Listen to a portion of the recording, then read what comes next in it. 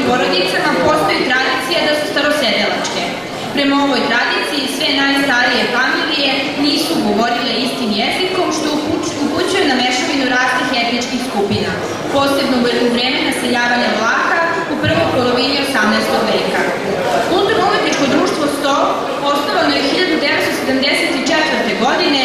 Najveći uspeh Kulturno-umetničkog društva Stol bilo je osvajanje prvog mesta na opštinskom takmičenju susreta sela 1978. godine i nakon toga nastup na manifestaciji Komonjski motivi u Kučevu.